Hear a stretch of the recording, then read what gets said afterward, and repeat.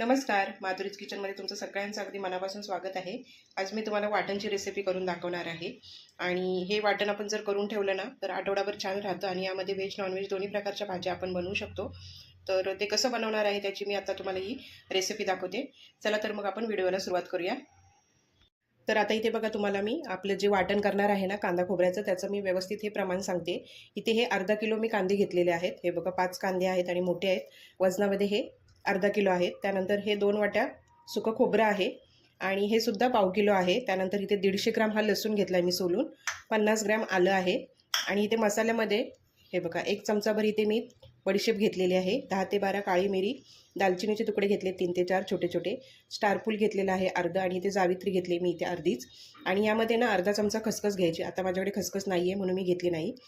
तर आता मी काय करणार आहे, कांदे बारीक अगदी पातळ चिरून घेणार आहे, खोबरंसुद्धा किसून घेणार आहे, किसून किंवा त्याचे काप करून घेतले तरी चालतील।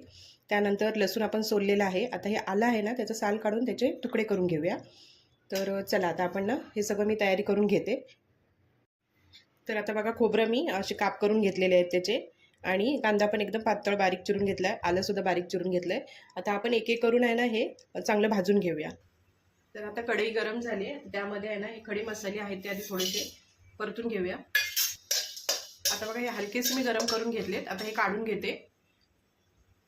याच कढईमध्ये लसूण सुद्धा थोडंसं परतून घ्यायचं आहे, चमचाभर ना तेल घालायचं।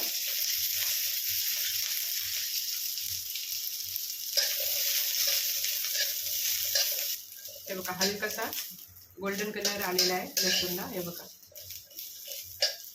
तर आता मी हा लसूण पण काढून घेते। आता यामध्ये खोबरं भाजून घेऊया। खोबरं भाजताना पण आपल्याला थोडंसं तेल घालायचं यामध्ये।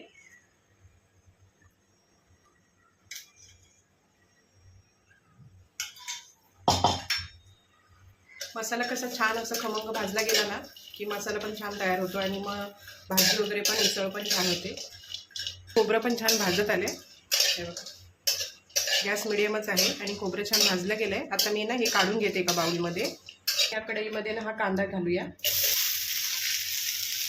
त्याच्यामध्ये सुद्धा आपण तेल आणि मीठ घालणार आहे। मिठाने कसं कांदा लगेच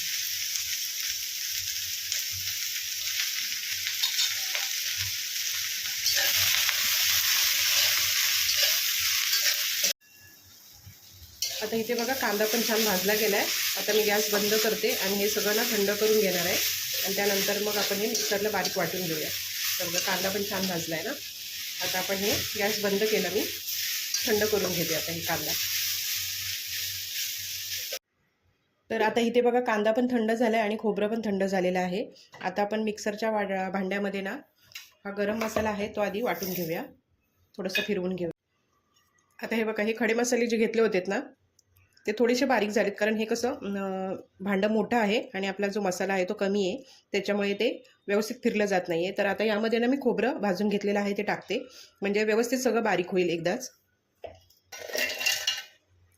तर आता इथे बघा आपला तो गरम मसाला आणि खोबरं छान बारीक वाटून घेतले मी। आता यामध्ये ना आलं आणि लसूण मी टाकणार आहे आणि ते बारीक करून घेणार आहे। हे बघा लसूण घालूया आणि आलं सुद्धा घालूया। आता हे परत एकदा फिरून घेऊया मिक्सरला। इथे आलं लसूण आणि आपलं हे खोबरं आहे ते चांगलं वाटलं गेलंय। आता यामध्ये आपण हा भाजून घेतलेला कांदा घालूया। आता हे बारीक वाटून घेऊया एकदम। तर आता इथे बघू शकता तुम्ही आपला हा मसाला मी आता तयार करून घेतलाय, हे बघा एकदम छान बारीक वाटला गेलाय। तर आता बघा इथे मी हे वाटण तयार करून घेतलेलं आहे आणि हे हवाबंद डब्यामध्ये ठेवलं ना तर 8 ते 10 दिवस चांगलं फ्रीजमध्ये राहतं आणि यामध्ये ना आपल्याला व्हेज नॉनव्हेज दोन्ही प्रकारच्या भाज्या बनवता येतात आणि एकदाच जर आपण हे बनवून ठेवलं ना तर आठवडाभर चांगलं राहतं। त्याच्यामुळे कसं आपला वेळ पण वाचतो आणि स्वयंपाक पण पटपट होतो। तर हे वाटणची रेसिपी तुम्हाला कशी वाटली ती नक्की मला कमेंट करून सांगा आणि व्हिडिओ आवडला असेल तर लाईक करा, शेअर करा। भेटूया अशाच एका नवीन रेसिपीमध्ये, तोपर्यंत सगळ्यांना बाय बाय, धन्यवाद।